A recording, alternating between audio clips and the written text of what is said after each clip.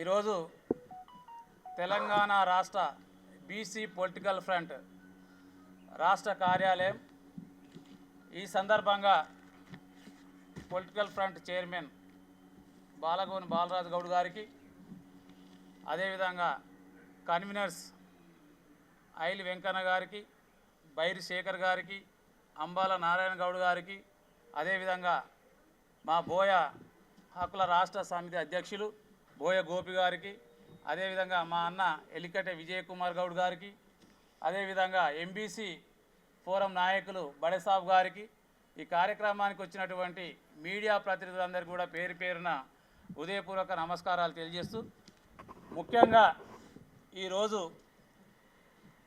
అంశం బీసీ రిజర్వేషన్ల పైన పార్లమెంటులో బీసీ బిల్లు పెట్టాలని చెప్పేసి గత పార్లమెంటు సమావేశాల నుంచి కూడా మేము చాలా స్పష్టంగా ఈ రాష్ట్ర ముఖ్యమంత్రి గారికి చెప్తూ వస్తూ ఉన్నాం.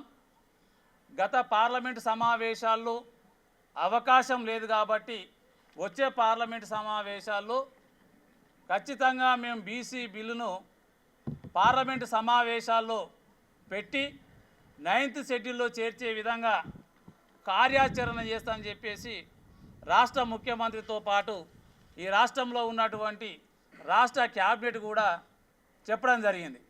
కానీ పార్లమెంటు సమావేశాలు మొదలై నేటికి 10 రోజులు అవుతూ ఉంది. మరి 10 రోజులు అవుతున్నటువంటి సందర్భంగా పార్లమెంట్ అంటే ఇక్కడ తెలంగాణ రాష్ట్రం నుంచి ప్రాతినిధ్యం వహిస్తున్నటువంటి కాంగ్రెస్ పార్టీ నుంచి 8 మంది పార్లమెంటు సభ్యులు ఉన్నారు.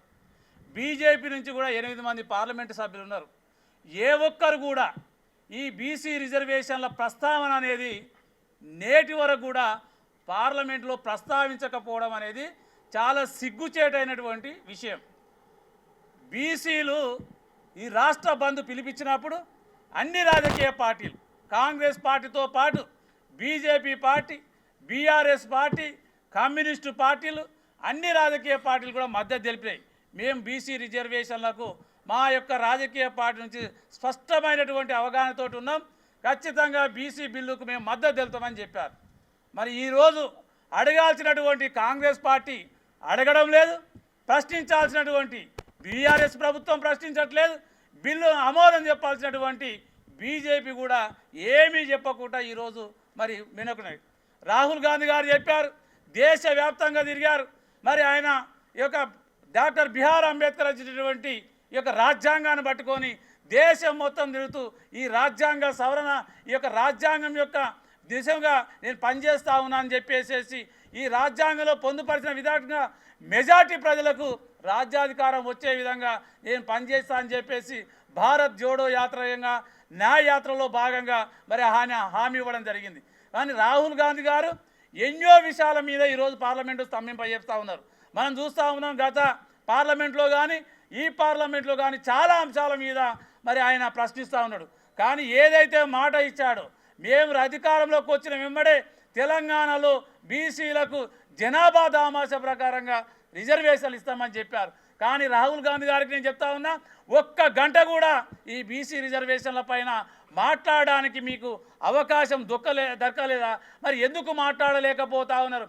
అంటే మీరు చెప్పింది మోసమేనా? గత 70 సంవత్సరాలుగా ఏ విధంగా అయితే బీసీలను మోసం చేశారో ఇప్పుడు కూడా రాహుల్ గాంధీ గారు మళ్ళీ మోసం చేస్తూ ఉన్నారా అని చెప్పేసి మాకు ప్రశ్న తలెత్తా ఉన్నది. ఎందుకంటే గతంలో 70 సంవత్సరాల్లో అన్ని కమిటీలను, బీసీ కమిషన్ మీద వేసినటువంటి అన్ని 5 కమిషన్లను కూడా కాంగ్రెస్ పార్టీ బొందబెట్టింది అన్నాడు. మళ్ళీ ఈరోజు మేము అధికారంలోకి రాగానే బీసీలకు అన్యాయం జరిగింది 70 సంవత్సరాలలో, ఇప్పుడు అన్యాయం జరగడానికి వీల్లేదు, నేను ఖచ్చితంగా పార్లమెంట్లో బిల్లు పెడతామని చెప్పారు. కానీ రాహుల్ గాంధీ గారు కానీ, ఖర్గే గారు కానీ, ఈ రాష్ట్రం నుంచి ప్రాతినిధ్యం వస్తున్నటువంటి పార్లమెంటు సభ్యులు కానీ, అదేవిధంగా రాజ్యసభ సభ్యులు కానీ ఎవరు కూడా బీసీ రిజర్వేషన్ల మీద మాట్లాడతలేరు. అదేవిధంగా ముఖ్యమంత్రి గారు కూడా చెప్పారు చాలా స్పష్టంగా, తెలంగాణ రాష్ట్రంలో బీసీ రిజర్వేషన్ల పైన ఖచ్చితమైనటువంటి మాకు అవగాహన ఉంది. అన్ని కమిషన్లు వేసాం. ఈ కమిషన్ ద్వారా మేము బీసీలకు 42% రిజర్వేషన్లతోటి పంచాయతీ ఎన్నికలు నిర్వహిస్తాం. ఒక పక్క ఈరోజు సర్పంచ్ ఎన్నికలు జరుగుతూ ఉన్నాయి, ఎక్కడ కూడా 42% మీద జరగట్లేదు. పైన మేమందరం కూడా పిలిపిస్తే ఈరోజు మా బీసీలందరూ కూడా మరి పెద్ద ఎత్తున మరి జనరల్ స్థానాల్లో కూడా పోటీ చేస్తూ ఉంటే, జనరల్ స్థానంలో పోటీ చేస్తున్నటువంటి బీసీలకు భయపడి ఈరోజు భయభ్రాంతులకు గురి చేసేసి వేలం పాటేస్తున్నటువంటి పరిస్థితి.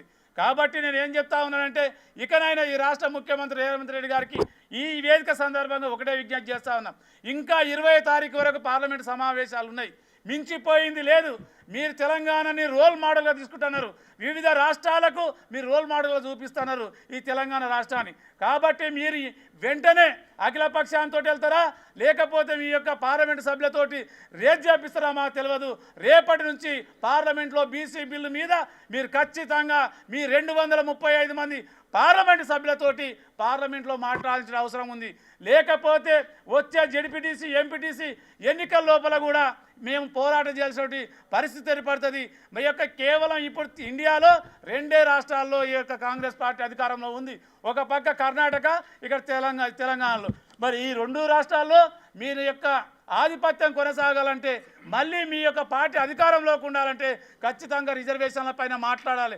కానీ ఆ విధంగా మాట్లాడకుండా ఈరోజు మరి ఓడ దాటినాక ఓడమల్లే, ఓడ దాటినాక గోడమల్లే అన్నట్టుగా మీ యొక్క వైఖరి ఉంది. కాబట్టి స్పష్టంగా మీరు ఇచ్చినటువంటి మేము గొంతమ్మ కోరికలు కోరట్లేదు. మీరు ఏదైతే హామీ ఇచ్చారో హామీ ప్రకారంగా 56% ఉంటే 42% రిజర్వేషన్ మేము అడుగుతా ఉన్నాం.